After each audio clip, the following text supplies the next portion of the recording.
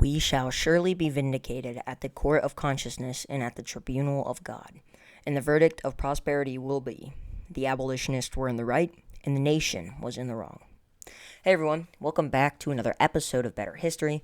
My name is Logan, and today we are going to learn about William Lloyd Garrison. I get all of this information from the book William Lloyd Garrison in the Fight Against Slavery, written by William E. Kane. If it sounds different, I am now recording in my room and not downstairs because the computer downstairs was terrible. Anyway, moving on. William Lloyd Garrison was one of the most important abolitionists, and in my opinion, the most important. He was born in December of 1805 in Newburyport, Massachusetts, and he grew up pretty poor. His father's name was Abijah, and he was a sailing master. All of his fortunes unfortunately collapsed when the Embargo Act of 1807 came into place. Garrison's calling to be an abolitionist came in April of 1829, when a man by the name of Benjamin Lundy, he was a Quaker, invited William to become co-editor of The Genius of Universal, an anti-slavery article which had started 8 years prior.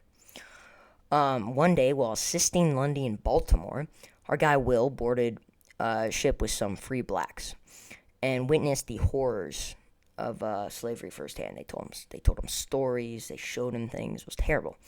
After he served a 49-day jail sentence from April to June 1830 for labeling a slave trader, Garrison basically broke up with Lundy. He went to him and he said, "Hey Lundy, I want to go my own route. Thanks for helping me on this journey." And he went to Boston and lectured in favor of immediate abolition.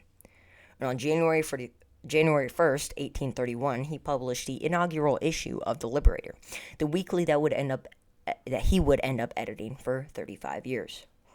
Okay, so in there I brought up the term immediate abolition or immediate emancipation. Kind of the same thing. Garrison's meaning of this was, let me read it out of the book. For Garrison, though, immediatism meant that slavery would be abolished at once and that over time blacks would rise to complete social and political equality. Not right away, he conceded. Freed persons needed education, training, preparation for citizenship. But eventually freedom would lead to equal rights. That was his meaning of immediate abolition or immediate emancipation. Let's talk about The Liberator, his newspaper. So, The Liberator is an anti-slavery or radical abolitionist newspaper. It became the most influential publication in the United States regarding anti-slavery and advocated for the immediate abolition of slavery. The newspaper was largely supported by free black people in the North and was a forum for political debate and public discussion on slavery and abolition. This newspaper talks about things ranging from women's rights to Frederick Douglass, to Uncle Tom's Cabin, to Dred Scott, to John Brown's Raid, and so on. So many things he covers. One article among many I want to get into with you guys and go deep into is Abolition at the Ballot Box, which was a June 28, 1839 issue. I believe this is an interesting story because in this article, Garrison urges people to undergo moral changes before using the ballot or voting to change slavery, right? So he wanted people to go into a moral change before saying, "Let's elect this guy so we can end slavery." That's kind of what he meant. I would love to go into depth on this with you guys, but we don't have time today. Before we end, I want to go into a story about William Lloyd Garrison. It takes place in Boston, and I think you're going to love this. It's straight out of the book. It's actually on page 1. It's the first thing I saw when I opened this book. Fell in love with it. This is like the first book I've actually read. Don't tell my language arts teacher. All year. Other than Uncle Tom's Cabin.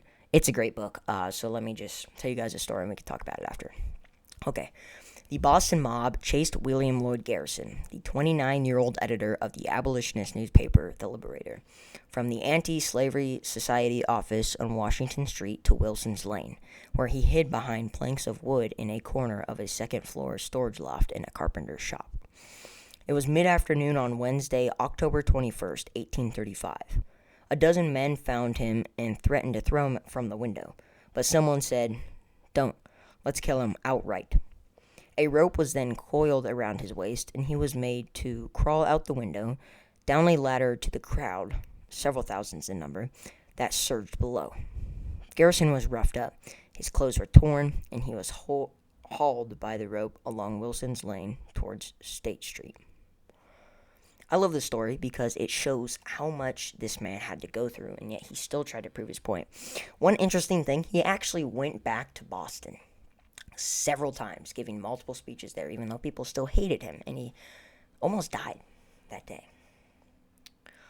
So yeah, thank you guys so much for watching. I hope you enjoyed. Don't forget to like, subscribe, share.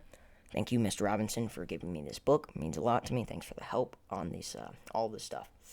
Yeah, you guys know the drill. Day or night. Have a good one. See ya.